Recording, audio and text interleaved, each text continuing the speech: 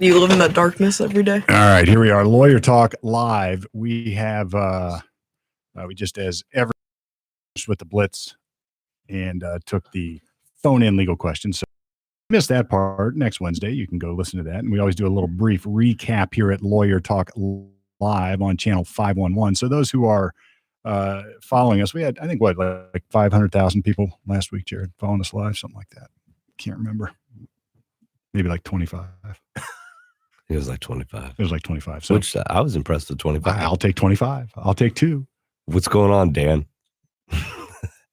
Dan's here. Yeah, we have Dan. Dan's usually watching. Dan's usually watching. He likes the show. Yeah. So I just gave him a shout out there. He might end up texting him. It's back. Dan the fan?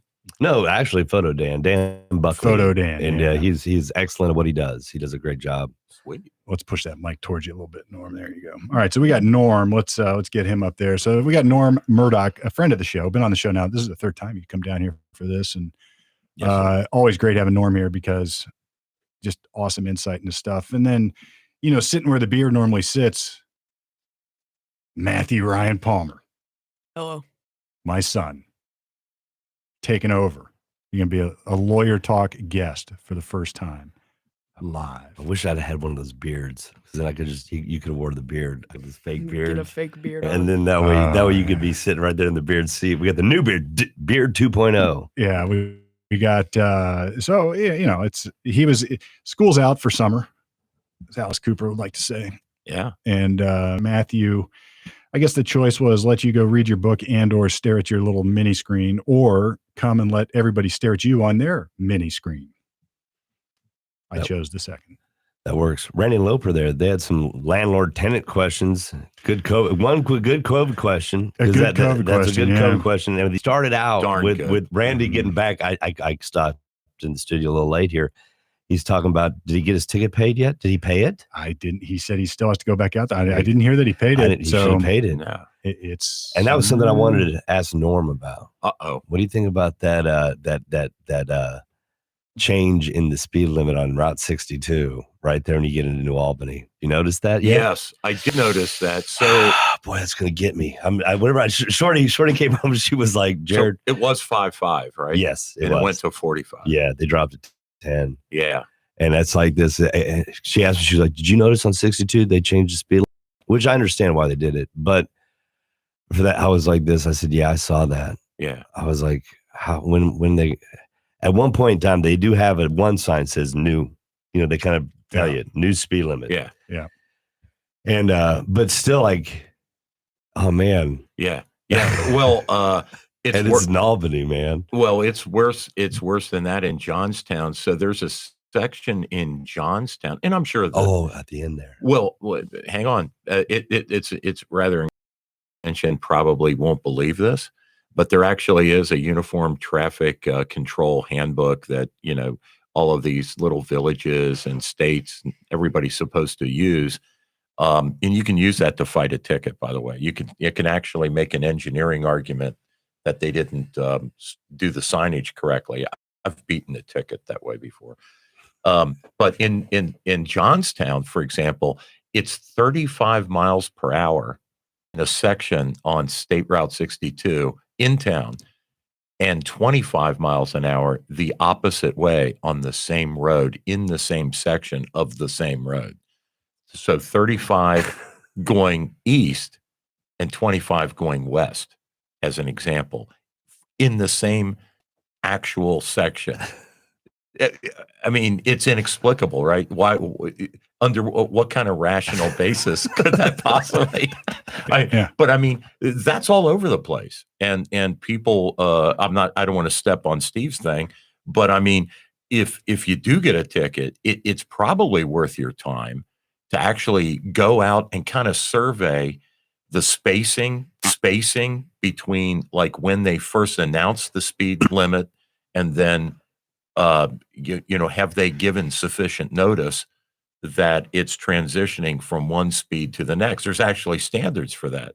And yours truly, being the tightwad I am, have beaten. Well, when I was an impoverished college student, I did stuff like that. I fought every ticket.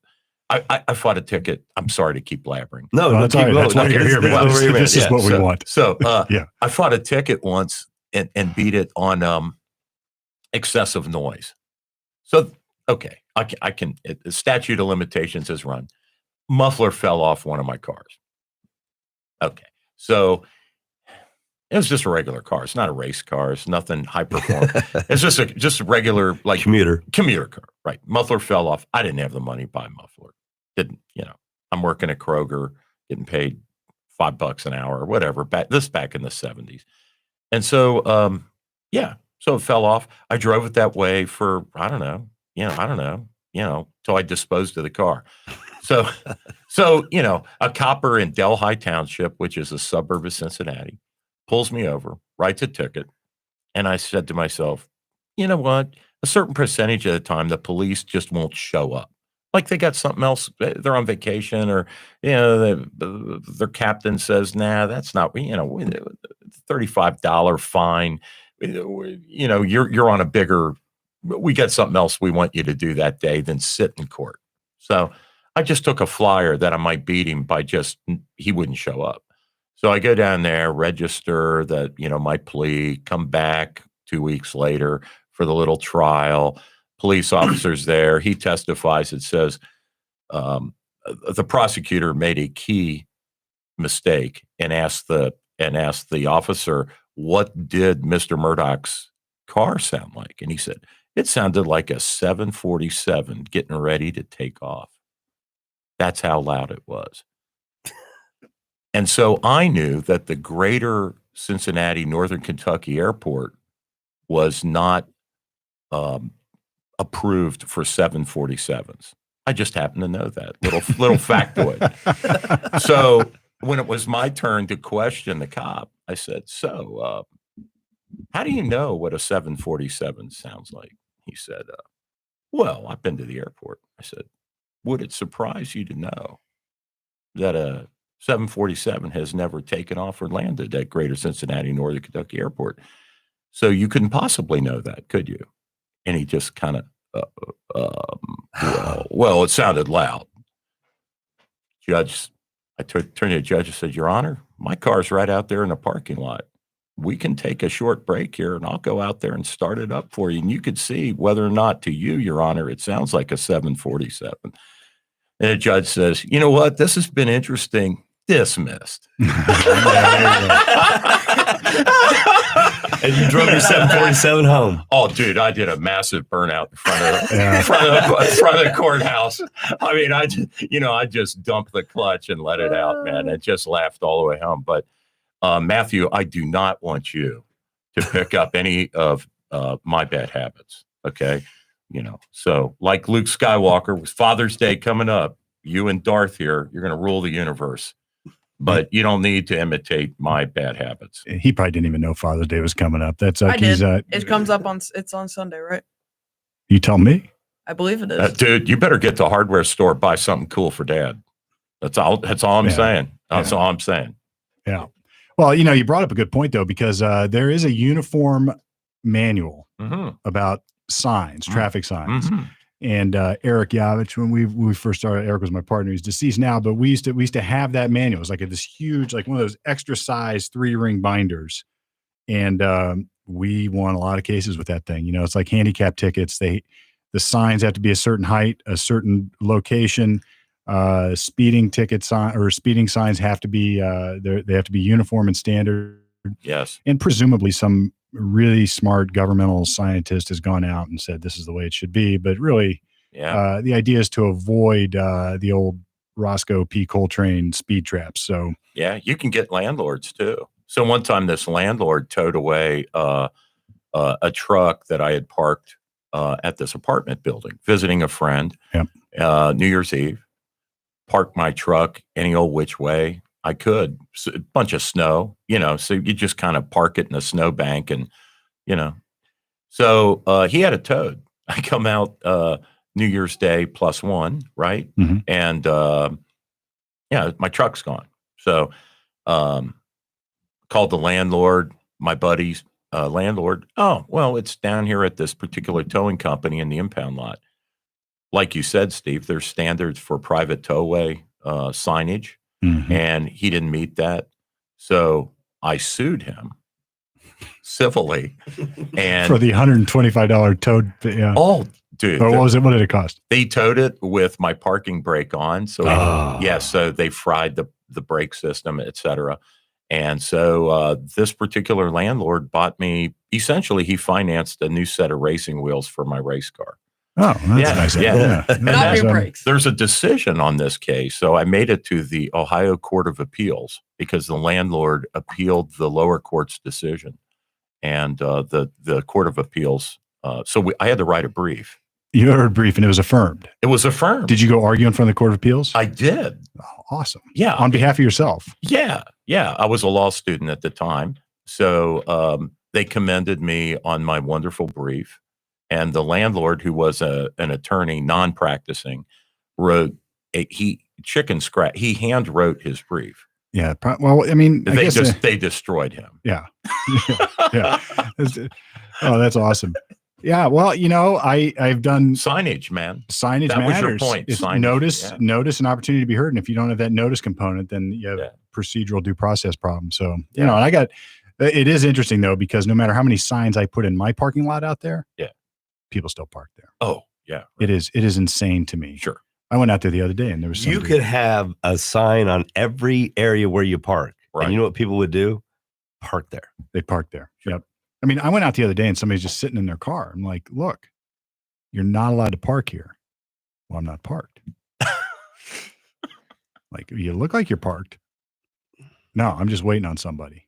There's always with all due respect to my young son here, whenever I point out things they're not doing right or things they're doing that I told them not to do, I always get I was just. Well, I was just doing this. Mhm. Like, yeah, I didn't ask what you were just doing. Right. I'm telling you, you're parked in my parking lot and there's a sign right in front of you that says you can't park here. Right. And then I There- can confirm that he does this all the time. Well, Yeah. sign everywhere, a sign, yeah, just, blocking out the scenery, breaking my mind. yeah, you got to, now they're, Matthew wouldn't even know the Tesla version of that. So, But, hey, try owning rural property and putting up signs that say, no hunting. oh, yeah, those get that torn down, right? Oh, dude, that really works in Licking County. Yeah. Let me tell you what. Yeah. Oh, yeah. Those Well, deer hunters, no, they would not come on your land. If they see a sign, they'd turn around. Yeah, they'll honor it. Oh, yeah. No, Yeah, I was just like those guys in the ghillie suits at the cabin. yeah, we had some land up there one time and some dudes were in there literally poaching deer off my property Yeah. in ghillie suits in Sure. gun season. Yeah. It's just lunacy. Yeah, lunacy. And every now and then they shoot a farmer off his tractor or, Yep. shoot themselves. And you're thinking of the liability. You don't want these people on your land that you don't know who they are and No, it's just not good. not But, good. No. Yeah. So I guess what's the takeaway? Follow the signs. If there's One thing I read on, I don't know how accurate this is about, well, you read it online. It must be accurate. Mm. no, well, yeah, I guess sarcasm, but, I didn't realize that was sarcasm at first, but, a lot of times the speed guns that cops use, they have to calibrate it every so often. A lot of times they don't do it as often as they need to. So even if they do show up at court, sometimes you can use that against them if it's a speeding ticket. That's true. Well, here's what's interesting. You've just opened up a whole can of worms and you're going to get an answer. There's a bunch of things. You're correct that they do have to be calibrated. And with the old radar guns, they had this tuning fork and they had this whole process they did, and they had to go get it all calibrated. Now they got lasers. It's a different process, but they still have to check for calibration regularly. But here's the real rub. There are devices that police use, and because of some quirky Ohio procedure, those devices have to be challenged and approved for use in Ohio, because what the judge has to do every decision after that is take judicial notice of the reliability of the laser or radar device. And I think now any new device, obviously you have to do this, but so I had this come up one time. I was defending a case in Circleville and the prosecutor called me up and I just wanted it dismissed or pay costs or double the cost, whatever it would be. And they said, no, the trooper's got a new laser down here. We need to go. Would you challenge this for us and have a new trial and have a trial on it? And I was thinking, well, I don't want to do this. It's going to take a bunch of time and it's going to be expensive and I'm not going to get my deal. But that's what we had to do. They brought in the trooper and they brought in an engineer and they brought in an expert and they had to present testimony that this laser device was a generally reliable laser device and that it worked. And then later on, every judge in that jurisdiction thereafter can take judicial notice that it is accurate and therefore they don't have to do this every time. And what they're really saying is we're gonna sort of circumvent the proof rules, because when you're accused of a crime, they got to prove each and every element of the offense beyond a reasonable doubt, implicitly anyway. Reliability of the laser device should be part of that. But no, they just take judicial notice, meaning the judge says, well, I already heard this once. I'll just take judicial notice of all that same stuff and we'll do it again and I'll just accept it. But that doesn't mean if the Circleville court has taken judicial notice that the Franklin County courts will, or that Pickaway, or not Pickaway, Union or Madison or any other county in Ohio or local city can take judicial notice of it, because they then have to do the same exercise. So that's a little quirk. I once argued in my law review article that that's how breath testing machines ought to work in Ohio, but I tried to argue that to the Ohio Supreme Court and in the Sixth Circuit, and tried to get the U.S. Supreme Court to take it too. Yeah. I lost all the way up. Yeah. You know, one little funny thing about, President Eisenhower, on his way out the door, warned everybody about the industrial warfare complex or defense industry complex. One little neat thing, or maybe disturbing in a way, about the radar detector industry is that most of the radar detectors for sale back during the heyday of radar detectors were made by the very same people, the same corporations that were making the speed guns, the radars for the police. So, well, that's interesting. So there was radar proliferation, if you will, and they were selling to both sides. Kind of like, So you're talking like the old fuzzbusters that you would see on people's dashboards. Yeah. So same companies making them for the police, and then they're making detectors for the civilians, and not too different than like John Browning, supplying weapons for the Imperial Army for Germany in World War I, as well as America in World War I. Yes, like, okay, or Bofors in Sweden, or whoever, hey, you want guns? We'll sell you guns, and then you can have your fight. Yeah, Bush 1 bought a boat off of, you might know the racer. There was a boat builder racer, build these fast, cigar boats. Oh yeah, and he was selling them to the Colombians to smuggle drugs, and the Coast Guards couldn't catch these boats, so George Bush went to the same builder and said, we need some boats. Hell yeah. Right. So, you know what I mean? He's like, because they know who's building them. They could see them. They were signatured out. But he's like, hey, I build boats. That's my job. I don't know who's buying them. They're like, well, we need them because we can't catch these guys. Yeah. And once again, so he was making it for, who's the big guy there in Colombia there? Everybody knows his name. Oh, Pablo. Yeah. Pablo Escobar. Yeah. He was building Pablo boats and stuff. And I think that was when Bush was with the CIA. The old CIA. And he was like this, well, we need some of them boats. Yeah. We got to get the boats. George the First, he held every office. Yep. I mean, I don't know what he didn't do, right? Yeah, I mean, he was the typical quintessential deep state, lifelong politician guy. Incredible. Yeah. You know what's also about he's the one that knows about the aliens. Yeah, he's probably that's really front the and deal. center. Did know he's he's gone. He's gone now. Yeah. But he was the one. Yeah. If you wanted to know the truth, well, Jimmy, it was him. He saw it. President Carter. He saw some Reagan. ones. Yeah. Yeah, he was out on the lake. He said he was fishing. Yep. Like a lot of fishermen. Had one too many peanuts. Billy Beer. Billy Beer. Yeah, I used to have a six. Was that his brother or something? That was his brother. Yeah, his brother had Billy Beer. I remember my mom had this mug that was a peanut, and it looked like a peanut. It had like peanut feet on it, but it had a big smile. Right. It was like, so it was old Jimmy. the old peanut farmer. Yeah. Yeah. So Billy was to Carter as Hunter is to Biden.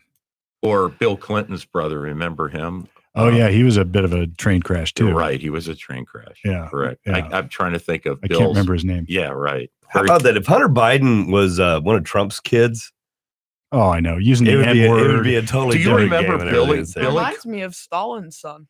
Well, of how like crazy, like Stalin's son was insane, running around, getting drunk, running a hockey team. well, I think Stalin's son. You might be thinking of his daughter. His Stalin's son, I think. No, his daughter was the normal one, and then his Yeah. son Vasily was the insane one. Well, didn't he die in German captivity during World War II?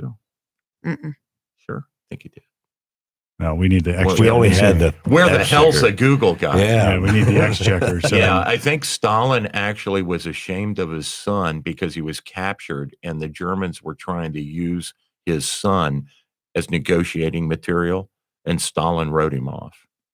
That's how I remember it. I could be wrong. imagine how brutal that is. I mean, that guy Yeah. But was he was a around during the sociopath. death of him. Well, Joe Kennedy, lost a son on a suicide type of mission where they turned a U.S. bomber into a guided missile.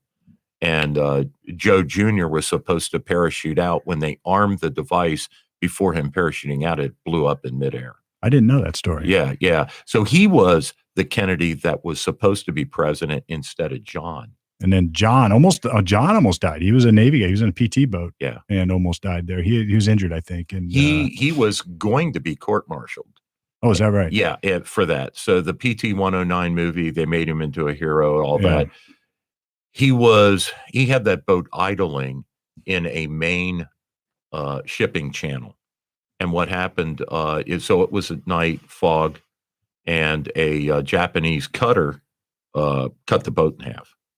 Gotcha. I mean, he's just floating around in a PT boat like in a main channel. So he was someplace where he shouldn't have been. Shouldn't have and he been. was in command of it. And they couldn't move the boat in time. And that's right. It was arguably incompetent seamanship. And, men died. Yes, he rescued some men afterwards, got them to an island, and they were eventually saved. And for that, full credit.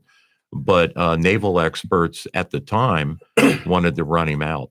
And apparently his dad, Joe, who had a rough relationship with President Roosevelt, because Joe was an America firster. Yeah. He was part of that movement with Lindbergh, Mhm. and didn't want to enter the war, thought that we should stay out of the European war. And of course, FDR wanted in it. Yeah. So they had a big disagreement. He was ambassador to England, Joe Sr. Old Joe Sr. Right. So But- anyway, sorry. No, Sorry. that's good. That's neat. Anybody wants some neat history, go check that stuff out. The old Joe Kennedy. Yeah. I mean, he was a bootlegger. Oh, yeah. He built this dynasty. Right. It really is On drugs. on alcohol and drugs. I mean, just And Hollywood. yeah, I mean, yeah, yeah. just fascinating history. And then he had so much. How does that guy have any, like, how does he become an ambassador to, it's just crazy. It is crazy. It's crazy Right. stuff. But Yeah. anyway, we were talking about Stalin's son. So maybe you're right. I don't know, Matthew. Yeah, I don't know, Matthew. Research that, man. Mhm. You're in high school and you're smarter than everybody else here. That's for sure on a lot of other things. So you could be right. But as I recall, Stalin's son died during captivity. Could be wrong. Yeah, I don't know. But anyway, I don't remember where we were going with any of that. But Signs. we start back to science, back to Tesla, back to Tesla. Well, let's at least recap a little bit of the blitz. So what I wrote down here, we have the COVID-19 question. Oh, yeah. I mean, the landlord tenant stuff. Yeah, we can talk about that, but I'm more Yeah. curious about the COVID-19 Right. stuff. What do you think about that, Norm? Like the vaccine and the vaccine litigation. Yeah. So I was disturbed by the whole idea of medical information, which I consider to be between the patient and the doctor. Yep. For example, it's one of the sacrosanct relationships, like client, lawyer, minister, parishioner. It's one of those man, wife. Mhm. Those kinds of protected relationships that the content of which is not supposed to be compelled to be divulged. It's supposed to be protected in some way. And we erected this protection, I believe, under one of the Bushes or perhaps President Obama, called HIPAA, Correct. Yeah. okay, which was supposed to seal your medical records from scrutiny by anybody who's unauthorized. And we all took that to mean privacy. So I did a little research, and it turns out that when COVID broke and Congress and I hate to say, President Trump went into full panic mode under some really bad advice by Fauci and other people. They accepted from HIPAA uh, information relating to COVID. Yep. And it's very disappointing to me as a citizen that they did that. I'm not sure that that was done. Well, I know it wasn't proper, but I'm not even sure it was done legally. No, I don't think it was. And I think, whenever. So Steve, just to wrap up, just give me 10 seconds. So the young lady that called in on the Blitz, in my view, that entire conversation about whether she's been vaccinated or has not been vaccinated is nobody else's damn business. Yeah, no, I agree with you. And it strikes even broader too, I think. And this is a realm, and maybe it's just a legal degree that gives me the ability to think like this. But once you start, if an employer can start doing those kind of things and the government is going to back it. Now, what I mean by that is if she goes and files a lawsuit and somehow it's mandated by the government that she has to comply and they've intervened in that, then you're right. They're immediately making her disclose whether she has engaged in some sort of medical or received a medical procedure. And how is that not protected? How's that not private? Right. And they're going to say, well, it's because it affects everybody in the population. Therefore we have to do it. And this is where my head immediately explodes. Sure. And I'll be honest, I'll disclose something about my physician-patient relationship. Yeah. I went to get, I think, a normal checkup, and my doc, who I really like and been going to him for a while, he just said, "You got the vaccine yet?" I said, "No." "Oh, you got any questions about it?" I said, "No, no question." Yeah. "Well, it's available." I said, "Yeah, I know." Yeah. It's if you want any information about it. I said, "No, I'm good. I'm not going to get it." "Well, I hate to hear that. It only works if everybody gets it." And I looked at him and I said, "That is the worst thing you possibly could have said to me, is that I have to get a vaccine because somehow it helps everybody else. And, call me selfish, call me whatever. And it's not even that I don't care about everybody else. It's that I don't trust anything that is ever said like that, because nothing else has ever been true like that. Nothing. It's like it's a whitewashing of the individual impact it might have on whoever is getting the shot. To say your individuality doesn't matter. You have to take this risk and even maybe even a sacrifice of some adverse condition or side effect that you don't know about, because somehow that could help everybody else. And I find that abhorrent. And back to the HIPAA thing with privacy, where it's nobody's business. There was a school prom where they made them show like their form of vaccination, and if they weren't vaccinated, they literally branded their hand, like they was Sharpie. They wrote a U on it, and then during the dance, they had everyone who wasn't vaccinated have to hold up their hands and show everyone that they weren't vaccinated. Yeah. Wow. Sounds like Hester Prynne. Well, that's horrible. Terrible. I mean, that's horrible. That's Yeah, horrible. it's terrible. Right. For a society where we have all of this social pressure on every other kind of issue against shaming, right? Shaming people, right? You're going to shame people over a medical decision that they've made in consultation with their doctor or with their parents or with their own research. You're going to shame them for taking care of their own health in the way that they choose to, is so un-American and so anti-human.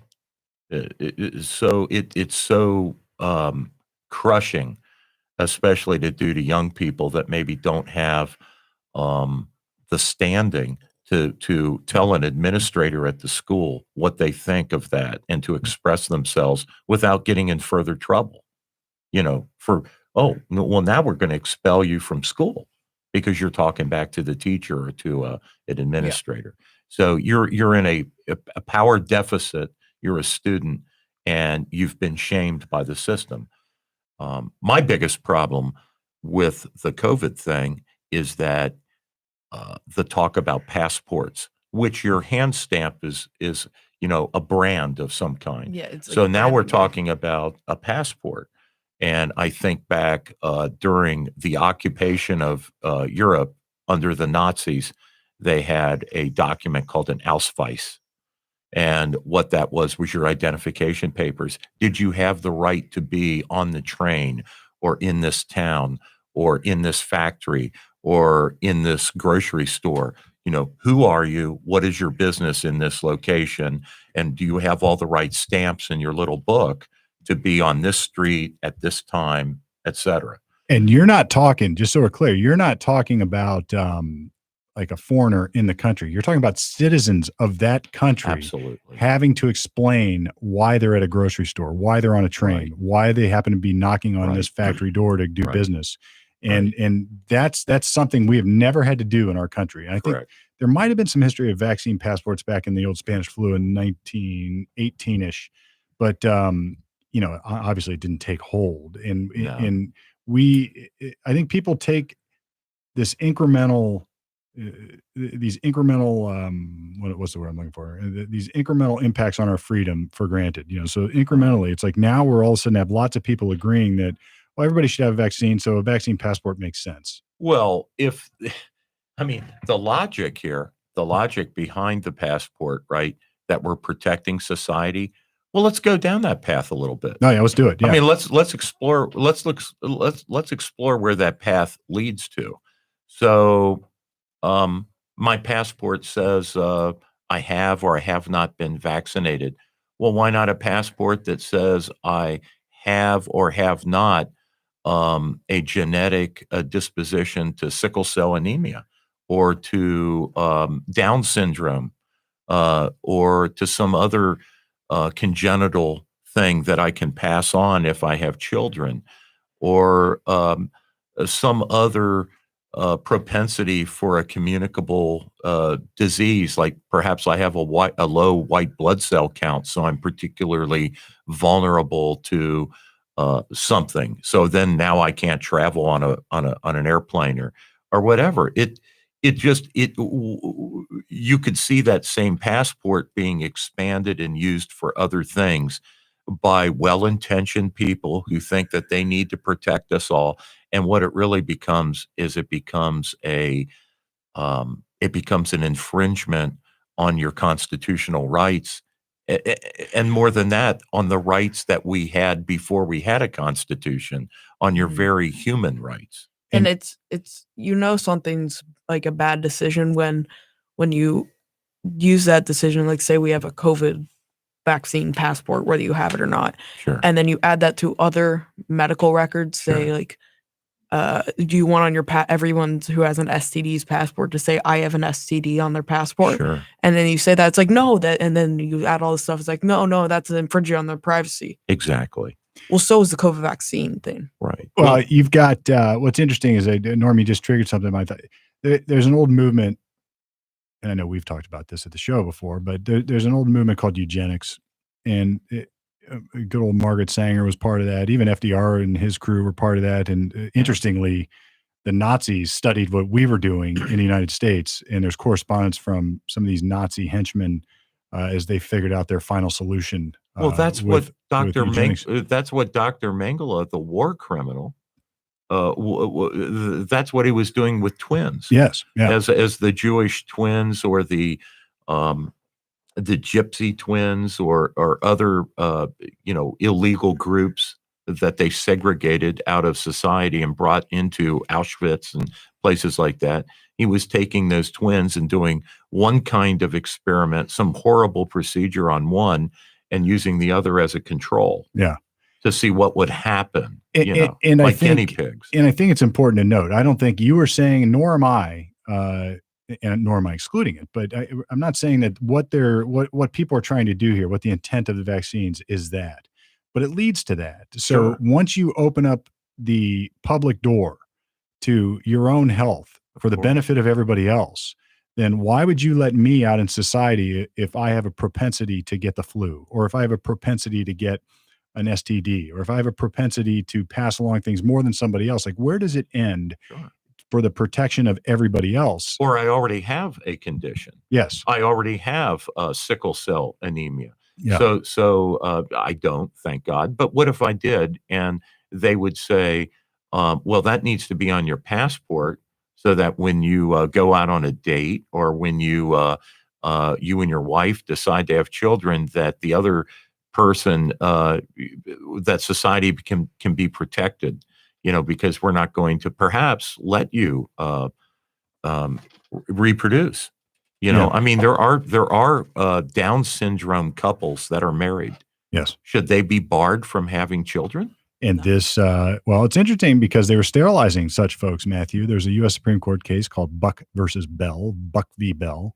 And they declared one generation of imbeciles is enough. And this is a rubber stamp back in those days of the eugenics movement. They were sterilizing folks who had those kind of conditions so they wouldn't reproduce. And the idea was essentially to create a better human race. Well, Hitler called that a master race. A master race, yeah. And, I'm not saying that's that what seems to be where, I mean, I'm in this daffy liberal pursuit of utopia on every kind of basis, that like, if the same thought process that, well, if we rid the world of guns, nobody's ever going to kill each other anymore. If we rid the world of cars, there won't be any more pollution. If we rid the world of cows, there won't be any more CO. I mean, they keep going down these roads where you just eliminate things and then problems go away. That's the mentality. And of course, we all know the problems won't go away. There was violence before guns, and there'll be violence if there's no guns. Yeah. I mean, you look at England, and now in America, the gang violence is stereotyped as people with guns, Sure. driving around. Well, in drive-bys and Australia, stuff. gun violence went up And then, after the ban. Yeah, isn't that incredible? Yeah. So, and And there's then in- mass stabbings yeah. on subways in And then in- Japan and China. And in England, you got the stereotype for gangs as people shanking you. Sure. So That's using a knife. And then Yeah. there's also these ideas that you're getting robbed, and then you're like, oh no, you're robbing me with an illegal gun. You can't do that. Sure.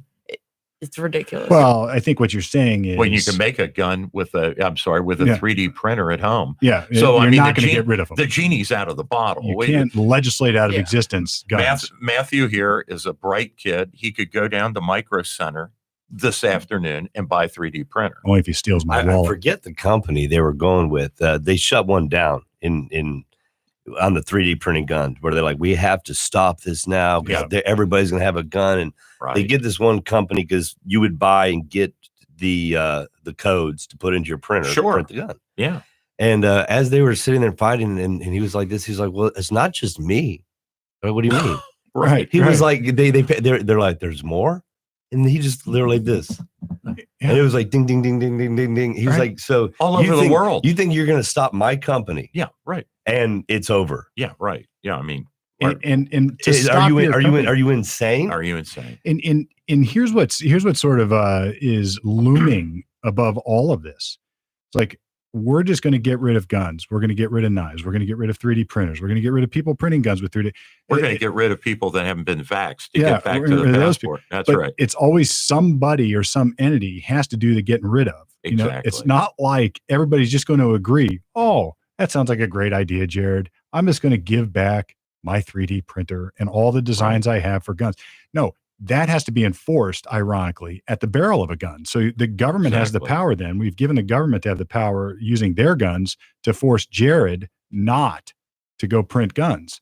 That's the irony of that. So, well, and the government, so I live in Licking County. The county of Licking County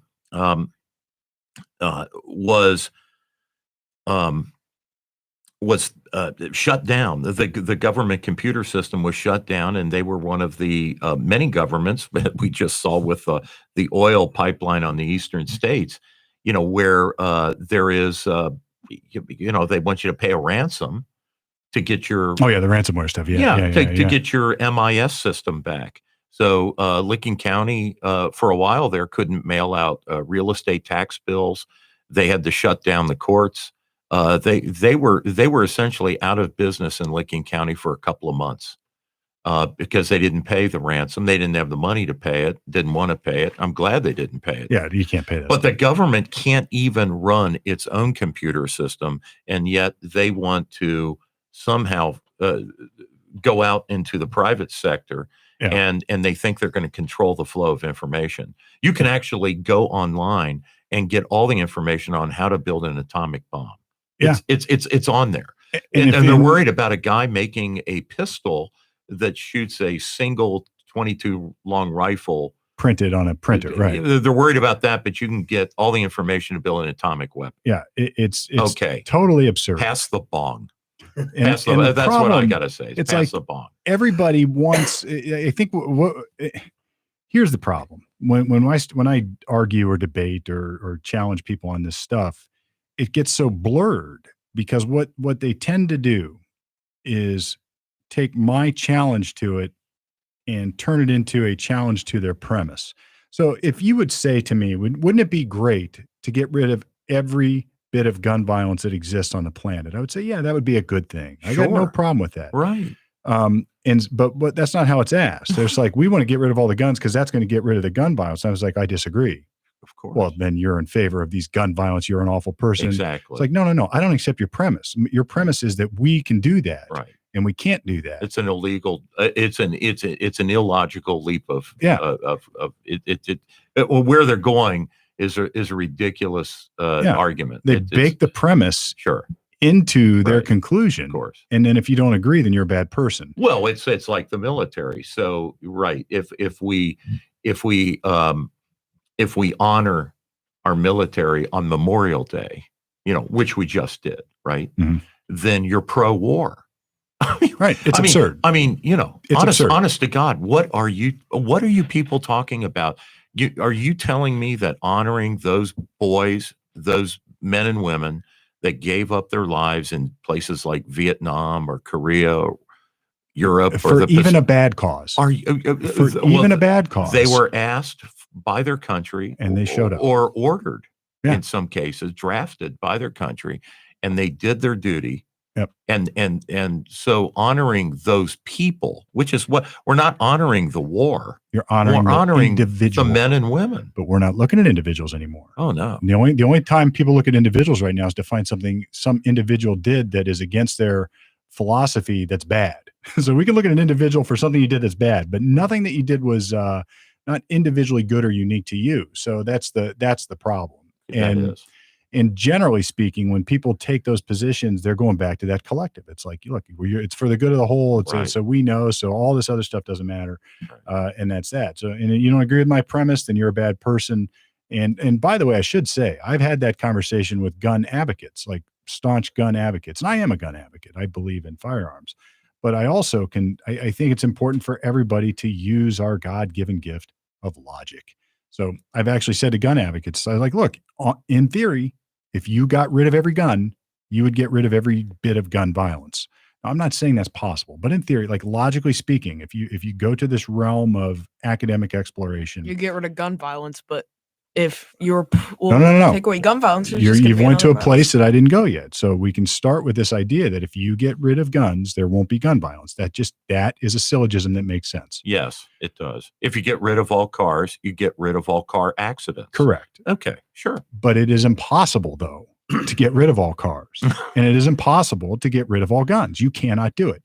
And then the other thing I see all the time for that politicians or even people that are advocating for politicians, if they just write it down as a law that you can't do it, it'll stop. Like somehow that makes it better. Correct. You're not allowed to kill people, but now you're not allowed to kill people for specific reasons. It's like, listen, you can say that all you want. So you can say, we're going to make this a hate crime. So it's really, really bad crime. Right. Well, it's murder, right? Now it's like murder, but it's really, really bad murder. Right. It doesn't change anything. It's just, it's all about what it looks like. It doesn't change the fact that the victim is dead. Victim's dead. Whether the perp announced ahead of time, hey, Norm, I'm killing you because you're half Lebanese, a quarter Irish, and a bunch of other Heinz 57. And so to me, you appear to be what I call white, like President Obama. You're a white guy like President Obama's white because, his mother was white. So I'm going to kill you because you're white, Norm.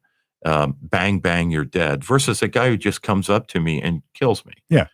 Well, gosh, while I'm floating around on my cloud beer up in heaven with God and my parents looking down on earth at this ridiculous piece of logic, I could give a rat. Yeah, I'm it doesn't dead. matter. You're dead, right? Either way. I mean, what your motive to me might matter. I don't know. As a matter of for criminologists to try to figure out what people's motives are, but from a sentencing point of view, I'd like to see you get the chair either way, man.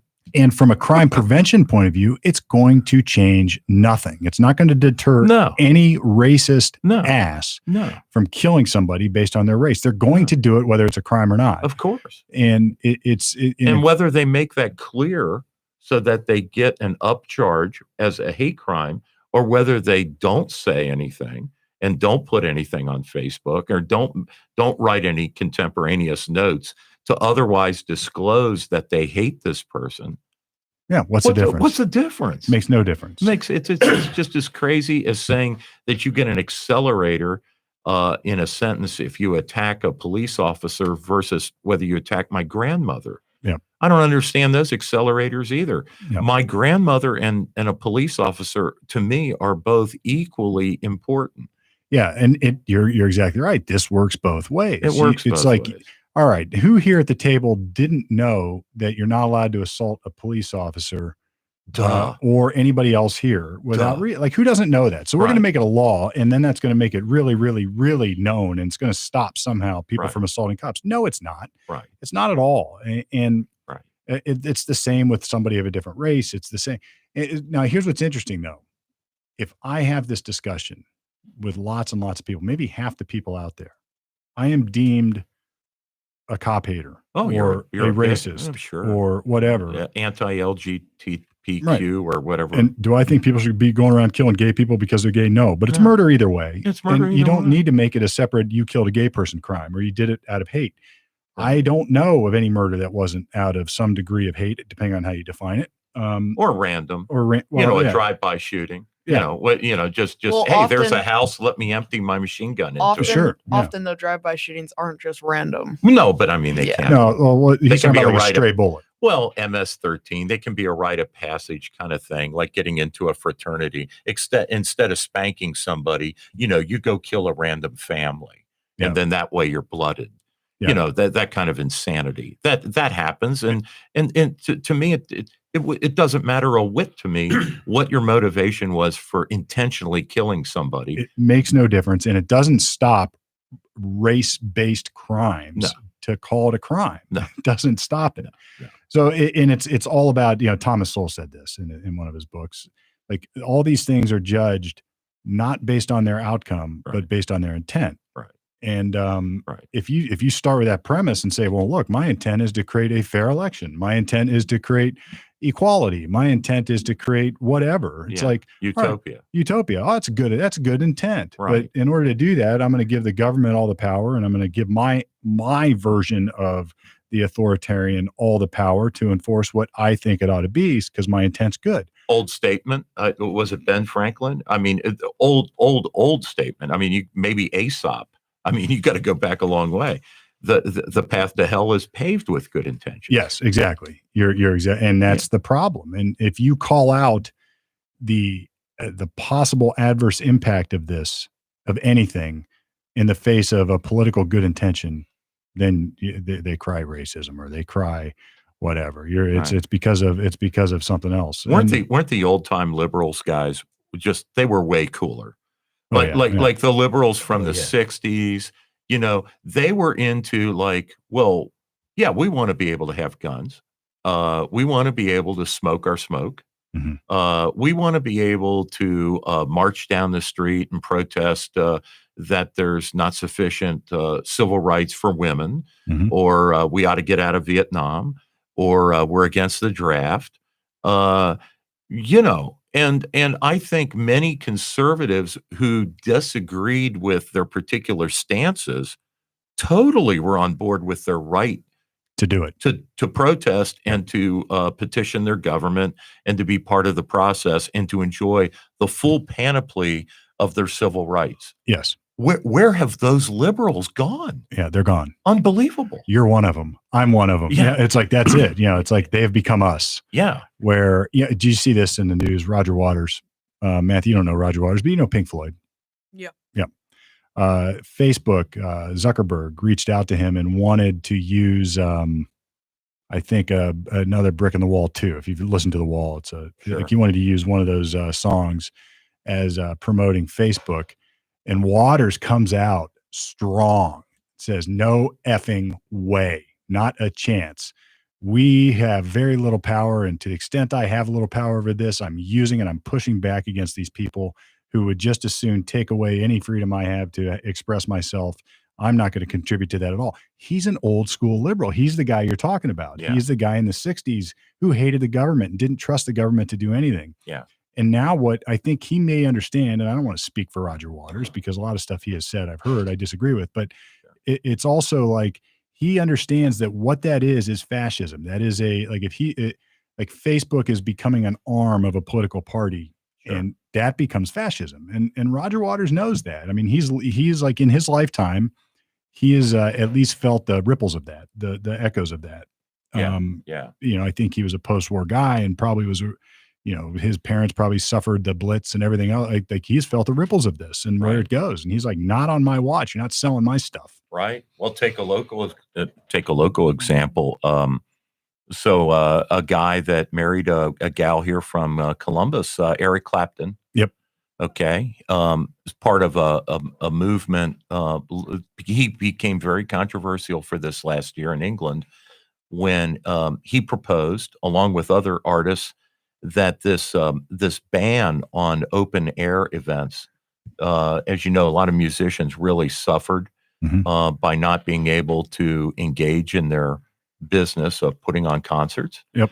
And they put out some songs, I think free, even using Spotify, I guess, and other means to get it out there. Napster's gone, I guess. And we're putting out basically protest songs about the shutdown.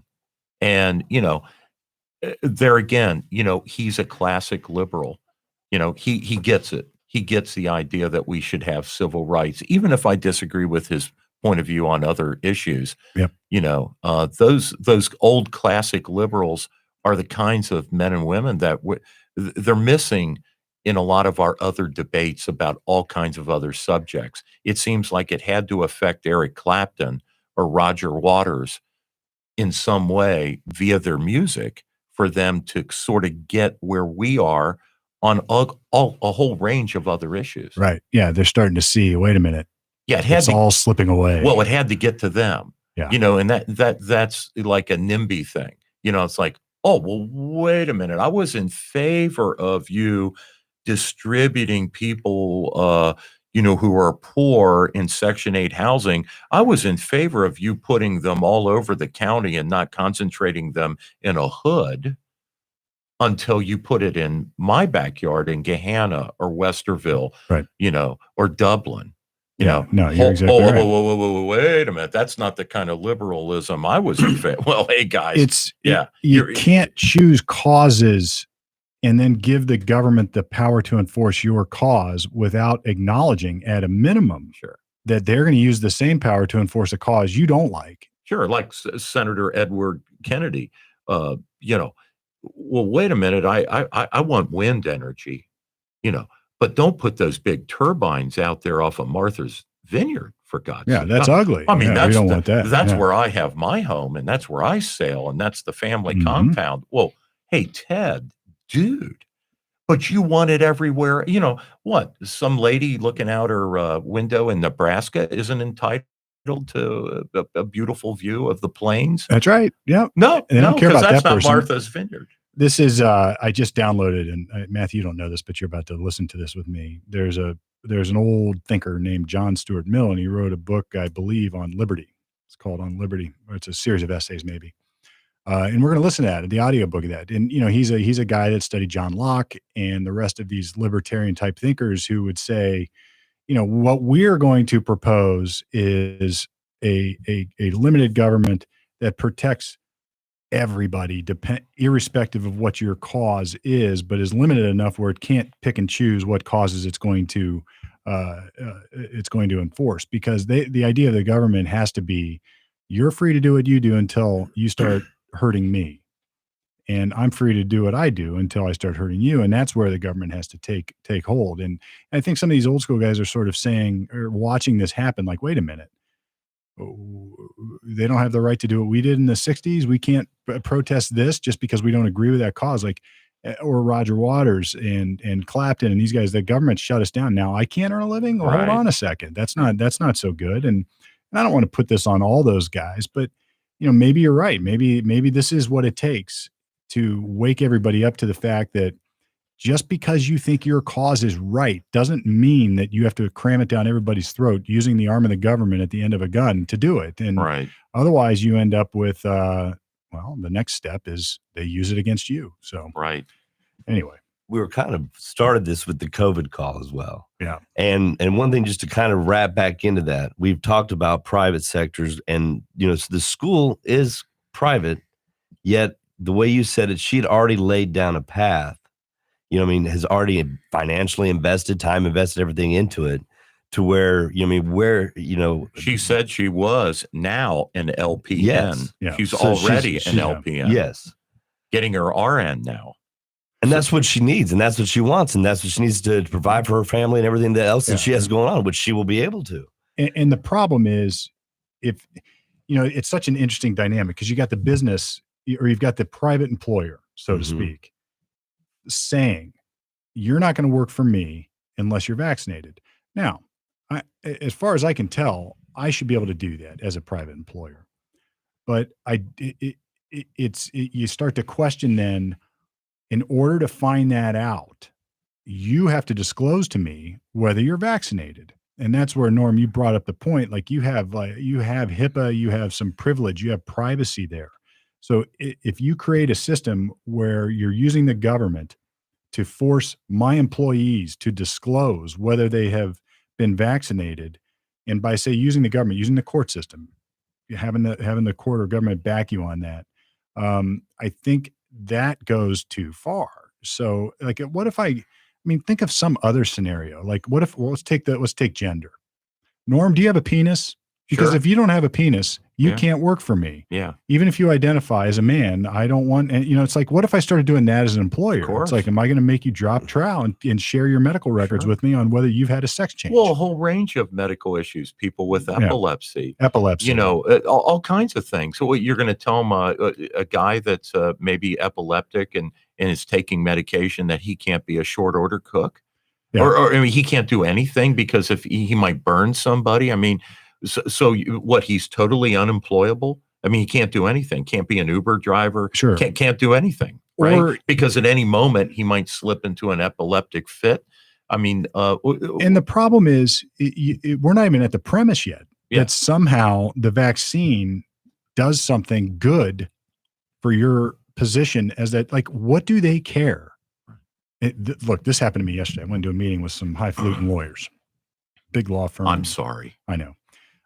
Went over there and had a meeting, and the clients were in the big conference room, and they had, it was a fancy place, and we all go to sit down, and the guy conducting the meeting says, "Is everybody here? I'm vaccinated." Nobody's wearing masks, and I wouldn't have anyway. But are we all vaccinated? I'm vaccinated. Everybody vaccinated? And they said, "I am. Hmm. And I looked and I said, "I'm not vaccinated." I would have said, I'm not saying whether I am or I'm not. I consider that my personal medical information. I kicked that response around, but I wanted to make the next point I made, which was, but why would that matter then if Right. all you guys are vaccinated? Right. And they just looked at me sort of strange, Right.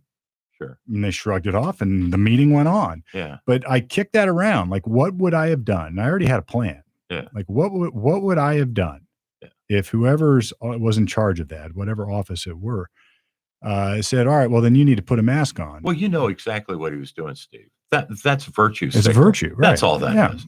That's all. Hey, man, like, I'm with Joe and Kamala, man, and Dr. Fauci. I get it. I'm a good guy. Hey, we're all in. It's patriotism, right? Right. And I don't. To me, it is a complete abandonment of logic, because if I look at Jared, you tell me you're vaccinated, what you're really saying is, forget the virtue for a second, but just logically speaking, if I have a vaccine and it is what it is touted to be, you're perfectly safe. Yeah. It should make zero difference whether I have You a are shot right. or don't have a shot. No. I've not understood this. And Well, that's because it makes no sense. it makes no sense, but it's supposed to. I was at a hotel recently out in Denver, and they had this picture, happy family, next to another happy family. Happy family A, no masks on, vaccinated underneath. Happy family B, and these are like caricature type pictures. Happy family B, not vaccinated. They all had masks on. And I looked at this and I'm just thinking to myself, what on earth? Like what planet am I living on? This is like black is white and white is black. It didn't make any sense to me. I'm like, what? If you're vaccinated, then you're protected. And if you're not protected, then why get vaccinated? Now, if I'm not vaccinated and you are and you're protected, why do you care if I'm back? It's like, none of this makes any sense to me.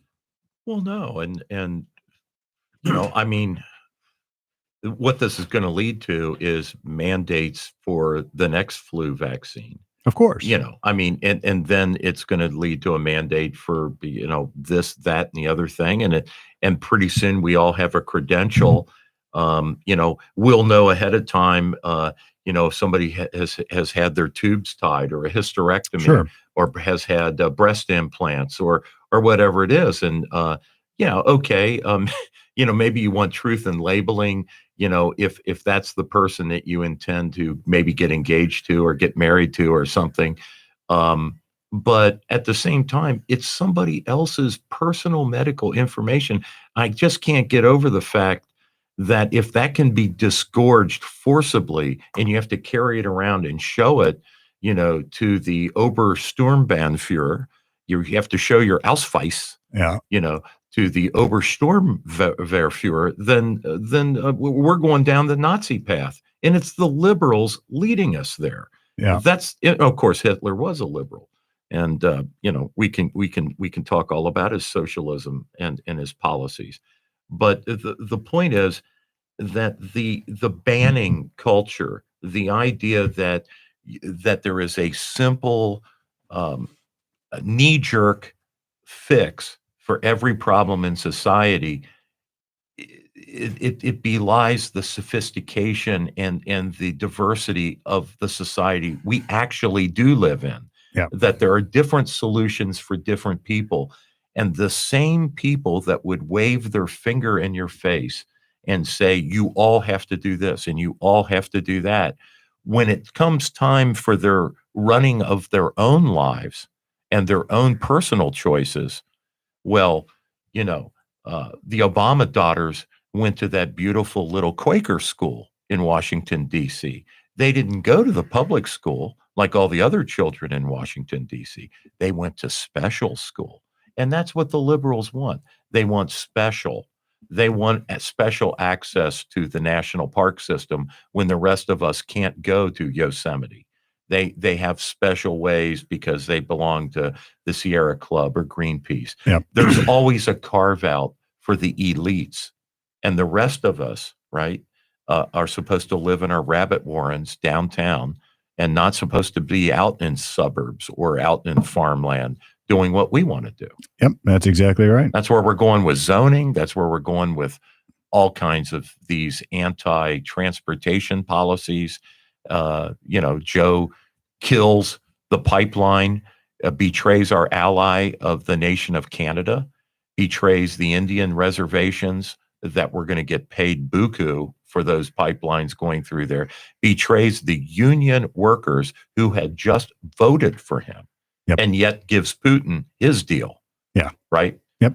And it's gorgeous, just beautiful. But Trump, right? Trump was the colluder. Trump was Putin's puppet.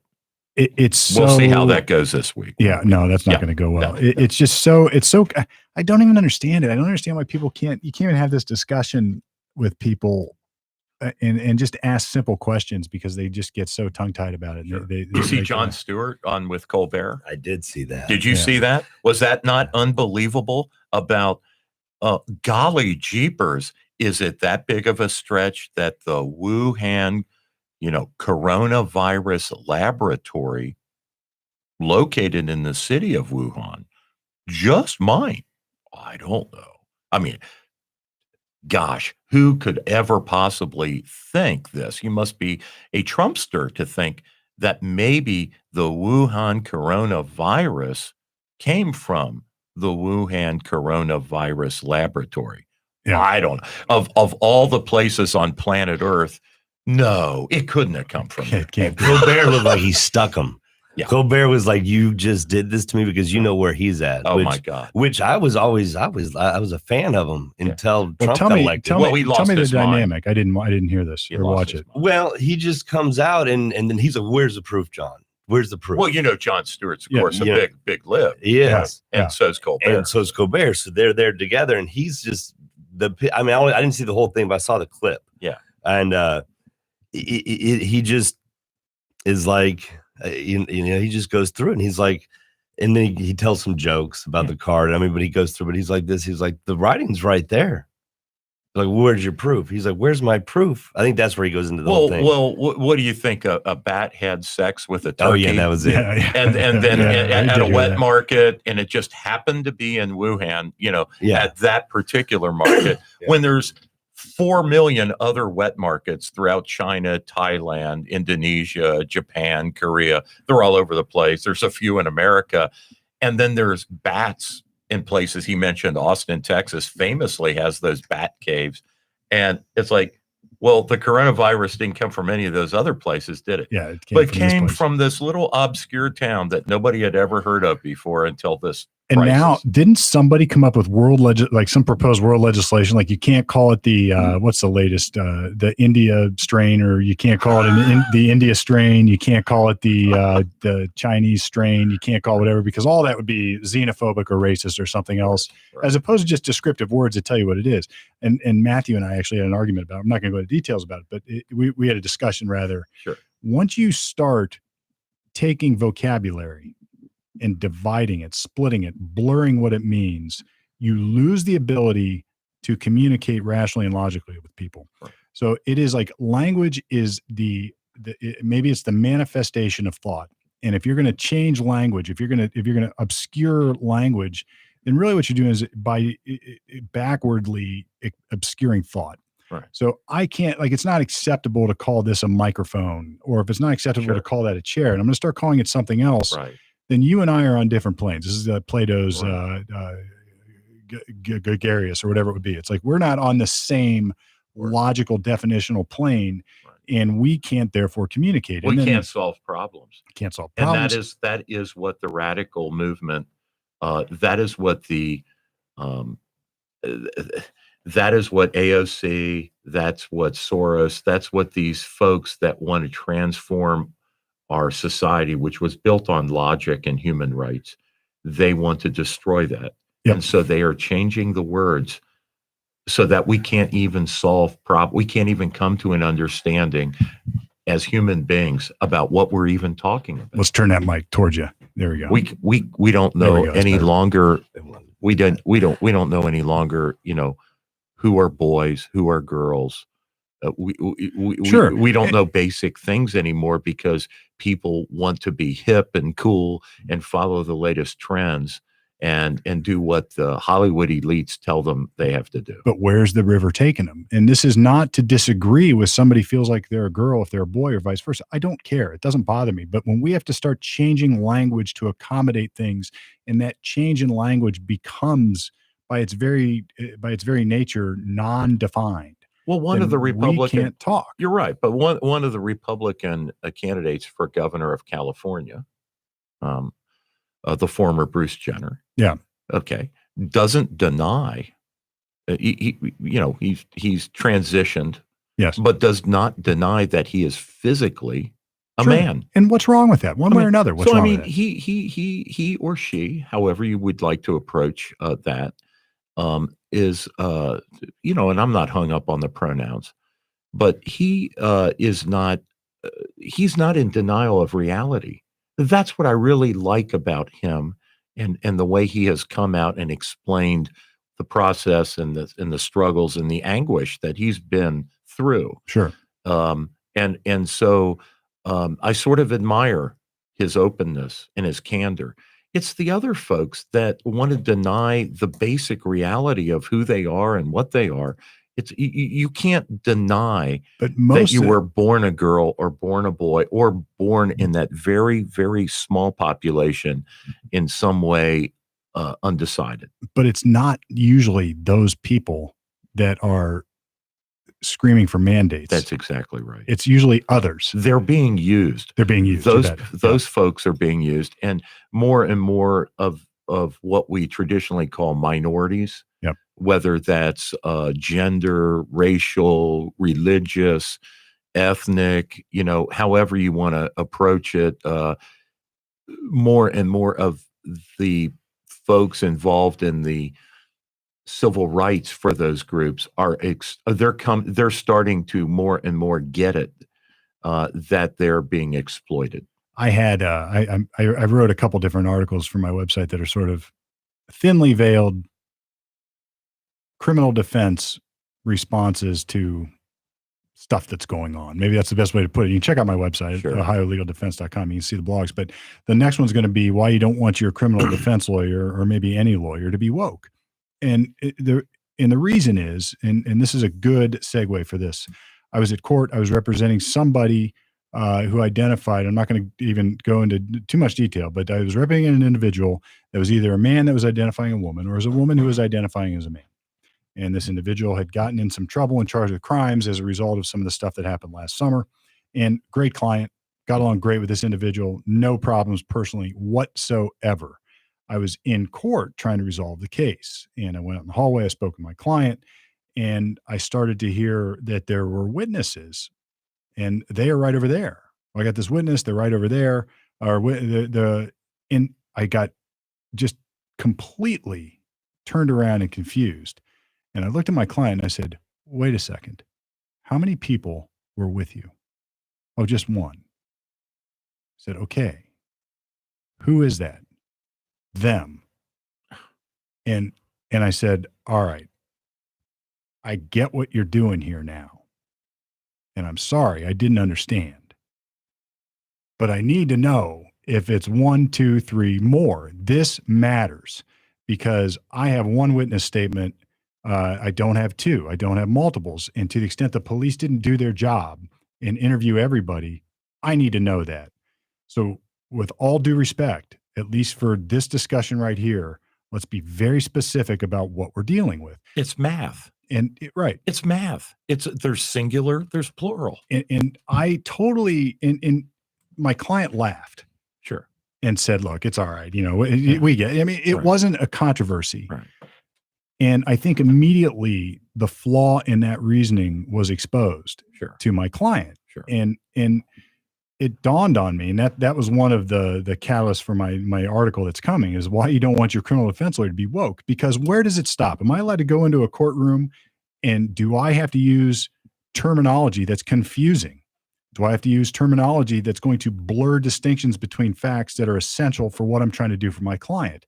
Am I not allowed to use the N-word in a courtroom setting if it is the catalyst of my defense and why maybe my minority client did something in response to that? Where does it stop? Sure. And if in what power are you going to give a judge and ultimately society to shut down your criminal defense lawyer from advocating vigorously because of wokeness? And I'm here to tell you that it has almost always in my career been a safe zone. Didn't matter. Get in the conference room with a client who's accused of a crime, all bets are off. It's almost like we're going to check all the nonsense at the door. We're going into the conference room, and we're just going to talk turkey about what's real and what's not, what you can do, what you can't, what I can do, what you can't. Race goes out the window, gender goes out the window, unless it's relevant. Nothing matters. Right. But now it's starting to matter. And I wonder what happens when that spills over into a courtroom, when I am shut down from certain cross-examination or certain arguments where I can't say certain things that are essential to my client's case. And that's where things get really, really dangerous. That's where it matters. And this is why you don't want your criminal defense lawyer to be woke. Yep.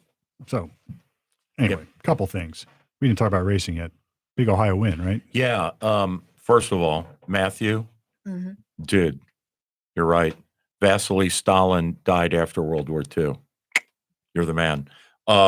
He I remember they put him in charge of the Soviet Yeah. hockey team. He was an alcoholic. Yeah, Yep, bunch and- of bad stuff. and then when he like started spreading a bunch of conspiracy theories about when Stalin died, what happened to him. Yeah. Yeah, he was. So it might have been a insane. nephew or something else. No, thank Yeah, you. he Thank was- you for that.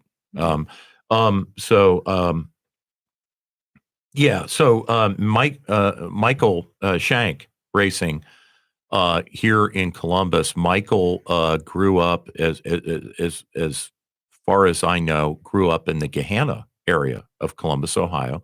Went to school, I believe, at Gahanna Lincoln, and at some point, I'd like to interview him. You know, when we launch a show on motorsports. But yeah, they won the Indy 500, man. And so Michael was just a club racer. I say just, but I mean, that's what feels so good about this victory. He's a small businessman, a former club racer like I am, so pulled himself up by his own bootstraps, was a factory Ford racing team. They won the 24 hours at Daytona and some other things using the Ford prototype vehicles, set some track records, some closed course track records, I think at Talladega. So he did some epic things, and then Ford dropped him.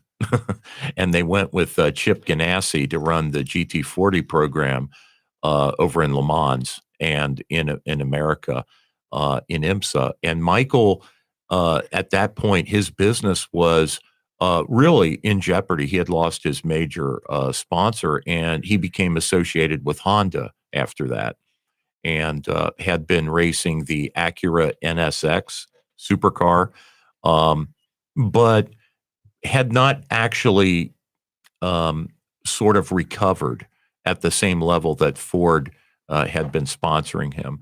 And he did an amazing deal where one of the F1 drivers, former champion F1 driver from Spain, was able to enter the Indy 500 and was doing very well until he had some kind of mechanical breakdown. And Michael's team had a slot where they qualified for the Indy 500, and they were asked to accommodate this F1 guy. So he came over, took Michael's slot, and Michael Andretti's team entered that car for the F1 guy. So that got the other F1 guys really interested in maybe we ought to go back to the Indy 500, because at one point, the Indy 500 was part of the F1 Championship Series back when it was called Grand Prix. And it was actually one of the races that counted, like Monaco and the Nürburgring and all those. I don't think Nürburgring is right now, but Not right now, but back in the day. Yeah. Yeah, back when Fangio was racing and all with, those like guys. Nicky Lauda and James Hunt. Yeah, and even further back, like Yeah. Sterling Moss, So Matthew's a big fan of racing, as you could tell, and which is awesome. It's so awesome that he is. And so the cool thing is that these F1 guys sort of got spooled up. And one of the neat things that happened is Michael Shank here in Columbus got a little profile out of that deal. And so they entered a car this year for a two-time Indy champion named Helio Castroneves, and from Brazil. And he had won the Daytona 24 Hours this year and never had raced again in 2021. So he won the first race he entered, and then he won the Indy 500 with Michael Shank. So he's 2 for 2. I mean, he won the 2 biggest races you can win in America, And you except for the Daytona 500. And right here in Columbus. Yeah. And you were talking about Ford earlier in the endurance racing, right? Was that when they dropped him? You were talking about what was the race that they dropped him? Well, he was competing. So Michael Shank Racing was Ford's racing department, if you will, for what they called IMSA DPI, I think, Daytona Prototype International, I believe was the category. And I don't know much about it, and we're going back about 10 years. Have you seen the movie Ford v Ferrari? Heck yeah, man. Is Like that the 6 same kind of times. racing? It is. That's prototype racing as in the movie as portrayed in the 60s. Yes. Okay. Yep. That's right. Now the prototype cars look way different, of course. Yeah, of course. Yeah. So Maybe we should just let those guys do a racing show. Heck We're just sit yeah, back. We're just man. going to sit back and hang out. heck yeah, this guy here is spooled up. Well, You I- want to I'm- see? I'm Okay, digging my it. brother is more of an F1. Yeah, we're fanboy than I gonna. am. We may. Is that You may right? have some guests. So what we're Sweet. hinting around here is Norm's going to start his own show here. I think he's going to have his own motorsports Really show. want to do it. Yeah, Yeah. yeah. And Michael Shank would just be like perfect killer. guest. Yeah. So other than Jim Truman and Bobby Rahal, which won the Indy 500, I don't specifically know of another a winner from Columbus, Ohio. Yeah. And, well, Bobby's actually from Chicago, but of course they were Living- headquartered. Central Ohio. Yeah, right. Yeah, you know, yeah. I for mean, sure. we'll take him, right? And so, gosh, I don't know if Graham Rahal has won an Indy 500. I'm not positive of that. So I need to check my facts, but that's we Bobby's need the son. exchequer. Yeah. He's won a bunch of IndyCar races. I don't think he's won the 500. You're asking a wrong. Do dude. you have any races coming up? I raced last month. I don't have any races planned this month. I've been a little tied up. I think I'm going to be racing again in July, but I have to look at the calendar and figure all that out. So I came back off of a very intense racing calendar down south and then raced at Mid-Ohio. My car's in need of some service. It just got a lot of body work done. We call that service because it sounds less punitive. Yeah. But let's just say I had the dent guy out. Well, look, we've been doing this every week now. I've been doing a quick little recap or this day in World War II history, and I confess some of these we've done it now 3 or 4, maybe 2 or 3 times. I came up with some of those first several on my own. This one I did a little research. Believe it or not, I don't know exactly what happened on June 16th in World War II, but it just turns out that June 16th, 1944, was the first deployment of the Mulberry A. I believe it was Mulberry A and B were created by the Fighting Seabees. Those who don't know anything about the Fighting Seabees, I could tell you go to Wikipedia, but instead go watch the John Wayne movie. The Fighting Seabees were an arm of the U.S. Navy. It's really the construction battalion, I believe. And they would go in and build stuff that the military needed. And among the things they built were mulberries. Mulberries were man-made harbors that they dropped outside the coast or dropped off the coast of the beaches in Normandy. And that enabled our transport ships, our supply ships, everything we needed to basically win the war was because of these mulberries. Mulberry A and Mulberry B, they weren't without problems. They had some issues early on, but they were essentially concrete pads, I believe, floating on pontoons. They were just the big concrete pontoon boats, and they chained them all together. And that created a breakwater and enabled our ships to basically enter and exit and create a transport that was easier than the Higgins boats for people. But anyway, that was the first one was deployed on June 16th, 1944, created by the Construction Battalion, the Fighting Seabees. So that is the World War II fact of the week. Coming up, comedian's about to go on tour. You just were up there in Toledo. We right? just got back from Toledo, got back Monday morning at about, I don't know, it's like 1 in the morning. 1 in the morning. And then I just been hitting my vape, and then I've been going through supply chains. I literally just missed a call here from Jason now, trying to get merchandise together, but it was an amazing show. Things are different, man. This is a learning process and one whole walk that we're going to be on because, he's got 72 shows that we're going through that he's doing, in 6 months. And, if we fly out, it was a Friday morning at like 5 a.m, we're going to Tempe, Arizona. And we'll be there for 3 days, 6 shows. It was odd, though. We were up in Toledo and multiple things about different shows. They were all great shows. They were all sold out. We didn't understand on a Friday show why it was sold out, but it still looked spaced because they're not at 100% capacity. And some people are going on with their lives. Some people are still hesitant. This is what some people were doing. Were buying 4 tops for 2 people, so they'd have extra space. Yeah. So they paid for the seats, but there's no patrons. And that's always something you got to think about too. It's like, well, I thought you said it sold out. I've seen empty seats. It's like, well, people bought extra seats around them, so they've got more space. Yep.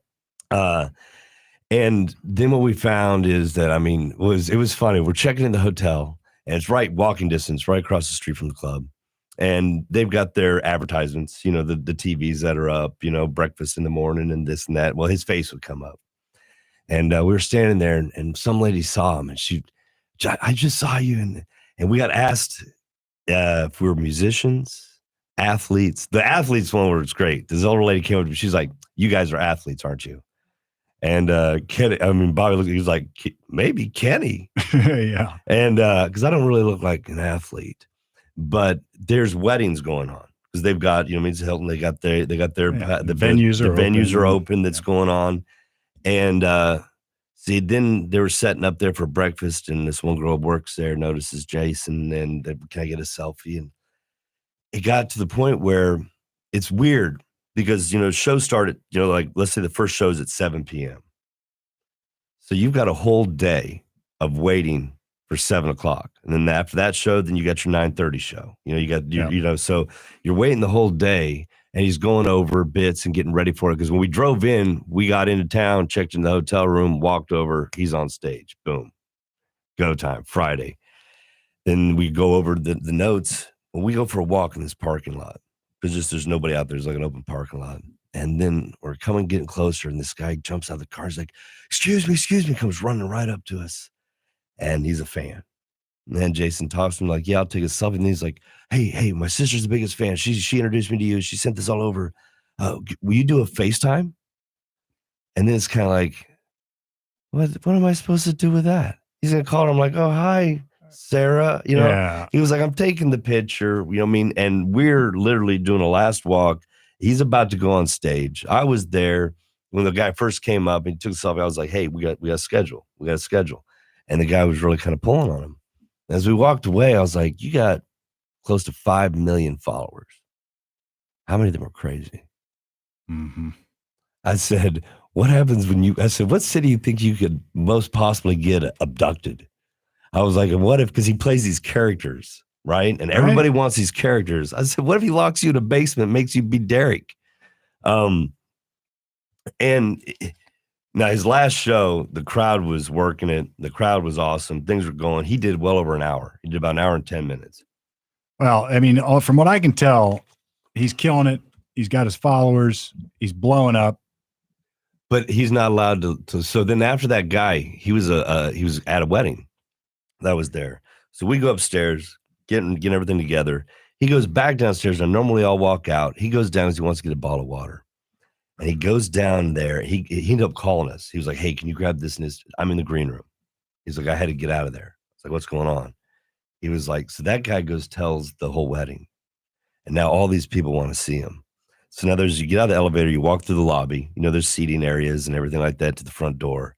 And he's just getting hit up. So he splits, goes over there. Yeah.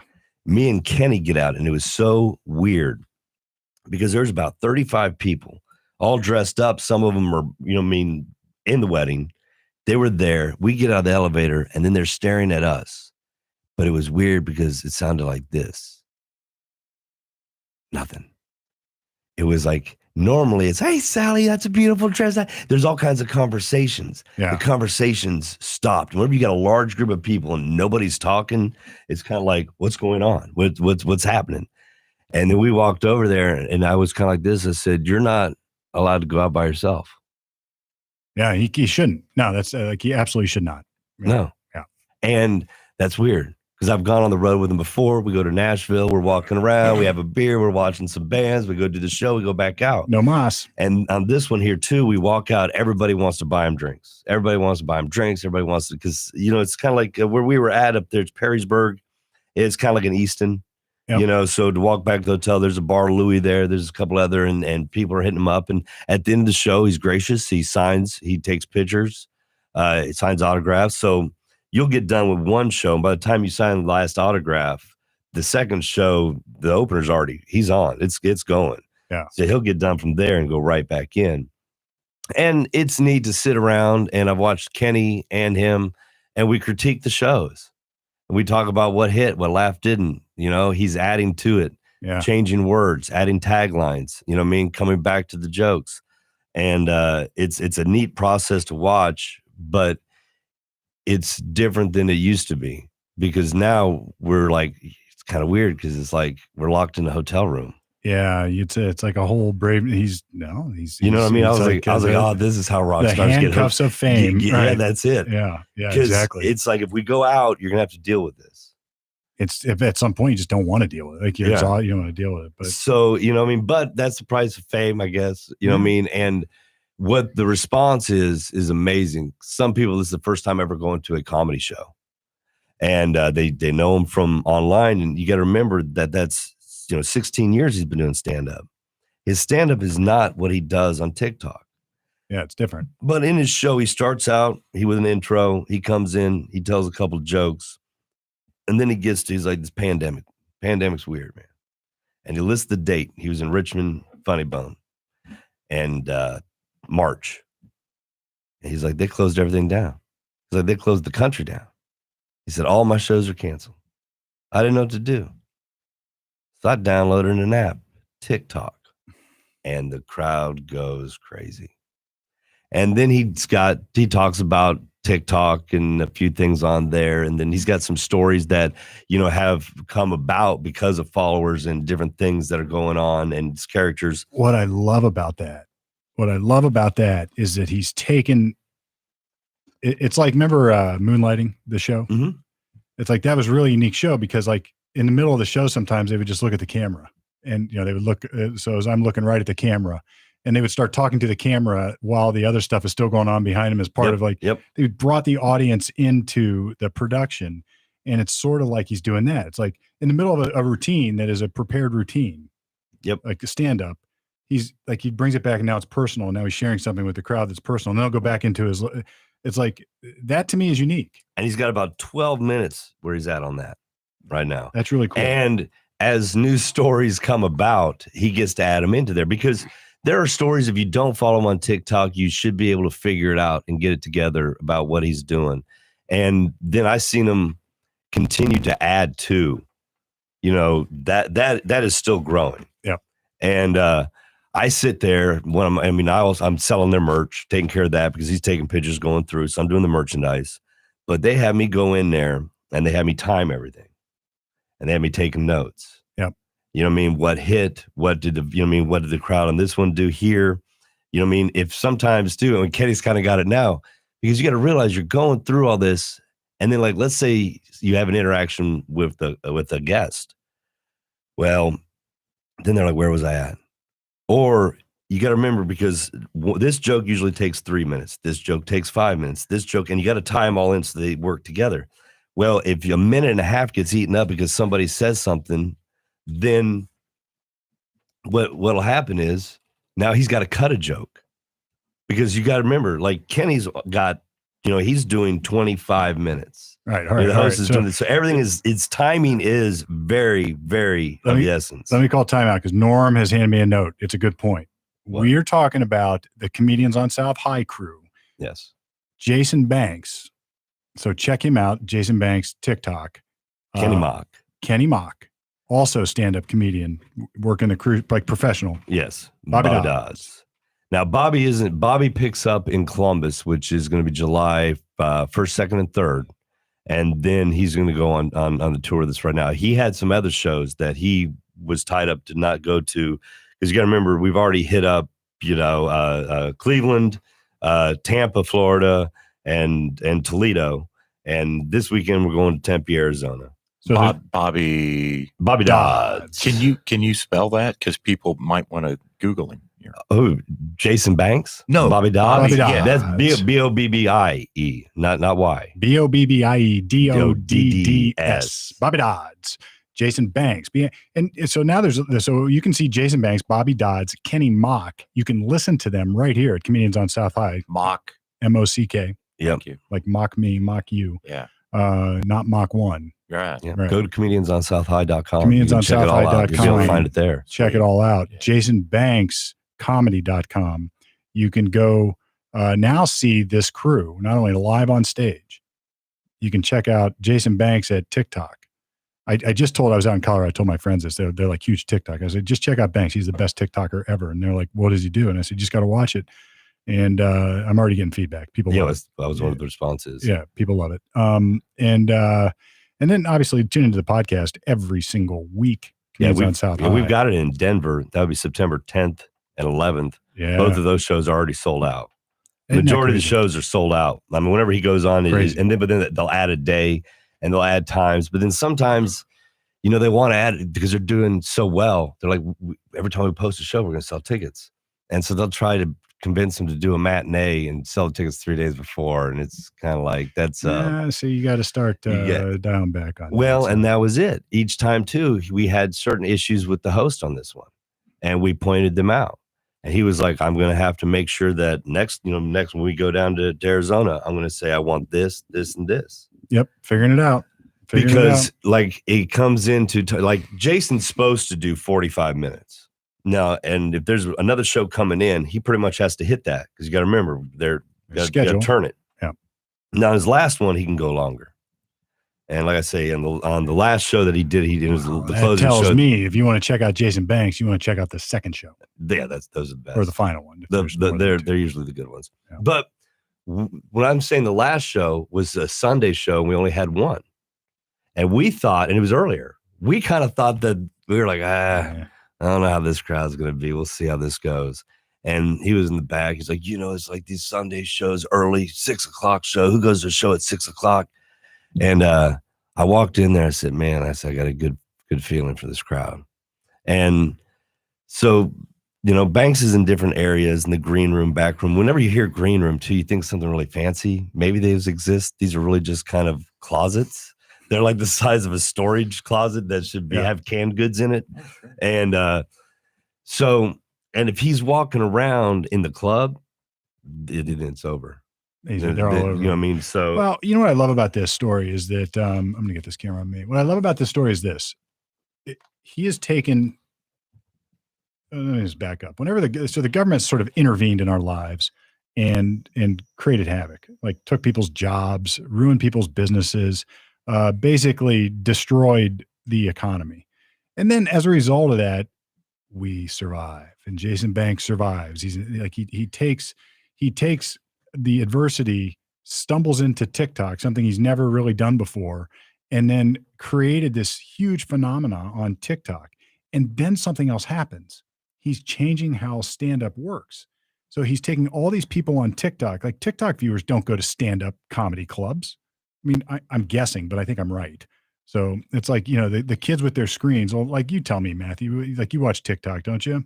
Every now and then. Every now and then. But you get guys like Matthew or people that are like in their basements watching TikTok and giggling and laughing. I got nothing against those folks. But they're not necessarily the stand-up guys. And now they're going to stand-up shows. So like he's merging these two areas of entertainment into this something new. And that's what I think is awesome about it. He's cutting edge like that. And I told him that. And I don't know if he realizes how cutting edge he really is. Yeah. And, the TikTok conversations are good because they keep growing. And like on tonight's, we're going to come in here. I don't know what you're doing. If we go live, if you come in here, if not, we're recording a show because we're back a show. Everybody's schedule's been crazy. We need to get a Comedians on South High out. Yep. But we've got 3 big shows with different comedians that we're going to go over and talk about. And like one of the things that bits is he was like, last week I was in Tampa, Florida. People are lining up, and this guy comes up. He's like, you're my wife's favorite comedian. She absolutely loves you. Hey man, will you kiss her? You know what I mean, dude? And so then he's got a whole bit that he goes on with that. I'm not going to give away his punchline, but that's something that really happened. Well, check it out. What's the closest show coming up? The closest show is sold out. It's sold out. It's the Columbus show. First, second, and third. It's done. I do believe there may be Liberty Township, Funny Bone. That's 7:30, 7:31. There may be tickets for that. Well, maybe if Channel 511 needs a sponsor one. I don't know. We'll have to get something, but he's pretty booked, and I'm rolling with him. Well, and I'll end it with one other though, is that there's this guy who's a veteran, and he was like talking about COVID, and he was depressed, right? And he was down, and he said, "Your videos helped me get through it," and he starts to cry. Oh man, that's gonna make me cry. And it's like, man, it's weird. It's like you're touching people Isn't you know what I mean? And it's so I'm glad that I'm watching this journey go down. I mean, me and Mr. Banks has got his own room. Me and Kenny split in a room, Yeah. So me and Kenny Mock were talking each night and going over things and talking about it. And Kenny gets it too. And Kenny's amazed. I was like, we are living a documentary right now. Yeah. This is what documentaries are made of. If we can keep it going, now maybe not, maybe it fizzles out, maybe it pops and it dies. But if we keep it rolling on the growth and because it's fast. What I love about it is how he's like created this new genre. He's combined these two worlds, but he's just a good guy. He's not like, he's the guy that was sitting down here talking to us, making, doing funny shows, and now he's taken off and he hasn't changed. He's still a good guy. He's still just a guy that likes to be funny and has his own quirky things that make him human and individual. And then Kenny Mock, same thing. And Bobby Dodd. It's like, these are great guys. And anybody who, it's made me sort of recognize those who make it. We have this weird idea of entertainers, like the famous guys, like they're up on some weird little area that they're beyond us somehow. And then you're seeing it, like you said, you're living a documentary. This is happening in real time. You get to experience it and watch it. And they're just normal people who are really good people. And I know that it hit Banks in his heart when that guy told him that. I know Banks enough to know. Yeah. That was it. He was like, what those guy? He wasn't mad, but he kind of acted mad when we were back. He's like, I had a son. He's like, how's the guy gonna make me cry when I still got to take like 5 more pictures? I'm supposed to be funny. You know what I mean? Right. He's like, I got, there's more people in line. Right. And as they're going through and waiting, I ask people, I was like, now usually they're coming to me to buy a shirt. I ask them a question. I'm like, I hope y'all enjoyed the show. Well, you wouldn't be up here to buy something if you didn't enjoy the show. You're going to run out. I knew you enjoyed it, but it's a long line. There's literally, but each show's like 100 people that at least will line up and wait in line and take a picture with them. And so I'll ask them too, have you ever seen his comedy before? Or, are you from around here? And a lot of people travel. I say it's the same thing. They're staying in the same hotel we're staying in. Mm-hmm. You know what I mean? So that's where you're running in. A lot of people, we had New York, Pennsylvania, Michigan, we had Wisconsin, Chicago. To see Banks. To see him. They traveled because they were like, we had Columbus. We had Columbus people that were up there that we talked to. They were funny, but they were like, we wanted to buy tickets to the Columbus show, but we couldn't. And they added this show because they were on that last day. They're like, we found this show got added. So we drove up here, stayed the night. He's killing it. It's just such a heartwarming story, really. I mean, it's like to see a guy like that make it on his terms, not the traditional way. Like in this, like, it's always like that though. And like the most successful people stumble into it in a very good faith way. They didn't try to fake it. He didn't try to do something that wasn't him. He just started doing funny videos, and he's funny. His stand-up was good anyway. Yeah, no, his stand-up is really good. But that's what people were saying. They were like, we didn't know what to expect. Yeah. Because you don't know, but I'll give a breakdown to people that don't know. In this, he's got a handful of characters, but he plays all the characters. He's a dad, and he's got 11-year-old son and 11-year-old son's friend and 11-year-old blind Adam. And so you can't recreate that because he uses this app, that like smushes his face a little bit to give him a different look. And literally part of the joke there too is he talks about, he's like, I'm on my knees to make these. He's shooting these videos. He's got to look like a small guy. So he's literally, and I've seen him shoot these videos. He's like, oh my goodness, man, because he's up and down. He's on his knees editing, doing all of it, writing and all. Yeah. And we were out having breakfast at the Waffle House, and somebody was like, hey, oh my God. And they knew he was. And the husband, I said this too. He's like, yeah, he's a regular guy. Like he eats too. Because she couldn't believe that, oh my God, he eats at Waffle House. You know what I mean? It's like, and the husband was like, yeah, he's a person. He's a guy. Yeah. And he's a like I said, it couldn't be better. And what I love as much as anything is that you're part of it. The studio's part of it. We get to experience it in real time right here on Channel 511, Comedians on South High.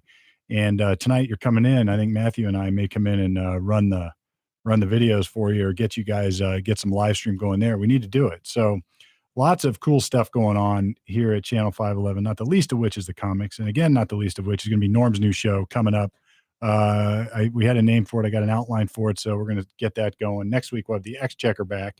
A few other credits I should give. Brett wasn't here today, but Brett at Circle 270 Media, he is the podcast guru. He's the guy that makes all the podcasts sort of happen. He knows how to get it up, where to put it, how to disseminate it. If it's a business, he knows what can help, what can't, does the marketing with you. So great guy. That's Circle 270 Media. Why does it sound so good? Because Freddie B makes it sound good. He came in here, it sounded like crap. Jared and I were struggling. You know, Norm, we knew nothing about sound until we started this. And Jared and I were down here wrestling with this crap. Freddie B comes in and Fred Blanchard comes in and just in about an hour has it sounding awesome. And we knew less about video than we did audio. So Big Dan Buckley photographer came in. He helps us with the video, all the stills on the website, etc.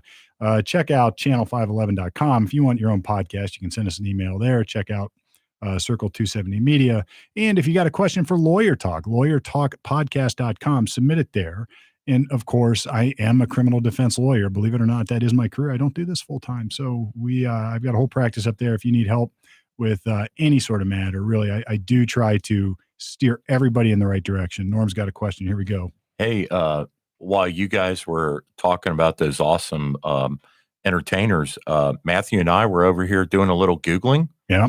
Turns out Stalin had two sons. So you're both right. Yeah, we're both right. so Yakov was in prison, died in German as a German POW in 1943. Apparently threw himself against an electric fence in almost certainly they consider it a suicide. A suicide. Yeah, while he was a German POW of the Germans. So what Hitler tried to do was swap Stalin's son Yakov, and Stalin refused to do the deal for Friedrich Paulus, who was captured at Stalingrad. Interesting. And the deal didn't go down. So I don't know if that says something good about Stalin or something really awful about Stalin. Well, Stalin later, it says in this article that we found, was obviously, thought his son died a hero's death, and part of the legend. Yeah, well, I'm sure he's Man of Steel. That's what his last name son. wasn't really Stalin. It was like Druzhsky or something like that. Oh, I didn't know Stalin's that, last yeah. name. Yeah, he took on the name Stalin when he was a petty criminal. He went by his real name. What a But Stalin, Stalin? in Russian means man of steel. Gotcha. I didn't know that. But his other son was a drunk conspiracy theorist who ran around Russia just spreading fake things. Like when Stalin died, he started spreading conspiracy theories that the doctor or that all his inner circle killed him, and they were like harvesting. He just spread theories that he was in charge of a hockey team when his dad died. Yeah, he was, a lot of Russians believe today that Stalin was killed by his doctors. I mean, there's that. yeah. There is that conspiracy theory. Well, what out there. happened was Stalin shipped or got all the best doctors in Moscow killed because they were trying to kill him. Well, he was against the Yeah. educated people. And then so when it came down to it, the only people to help him were people who were awful doctors who were retired. And, well, I mean, he was stuck with Zhukov and a few of those Yeah. other generals because he killed like 400 of the top military generals Yeah. before the war even started. Wow. Yeah, he Isn't it- eviscerated his own army. It just anybody who thinks that there is I could talk for hours on this. Sure. All I can say is this: that history is the most troubling history that there is. So Absolutely. anybody who believes in that nonsense of that they were doing something good for the better of the whole, just go count the bodies. That's all I can say. Right. Um, If you're a Russian count the general, bodies in Ukraine during the 20s. if you're a Russian general and you need some legal help, call. Yeah, you can call Yavich and Palmer, 614-224-6142. It is DUI season, as it turns out. So I've had a lot of people getting pulled over lately. Funny, you would say, how do people get pulled over in this day and age of Uber for drinking and driving? Maybe that's just the nature of alcohol. Who am I to say one way or another? But if you do need help, 614-224. Did I give my number? 614-224-6142. So this has been Lawyer Talk off the record on the air. We show up every single Wednesday now, interface with the Blitz, then go live on channel 511. You too could have a live show. Just look us up. You want a podcast? We can help. Norm's going to get one. Comedian's got one. Brett's got Circle 270 Media. They got half a dozen. Everybody's got them. Now we can go live, multi-camming, do all sorts of fancy stuff. Why? Because we like to do it. Anyway, this has been Lawyer Talk off the record, on the air, at least until now. We're going not live. Yeah, we're going off the air. Off the air. It's off. We were on. Go to bed. Well, I was gonna ask you while you were going to Arizona.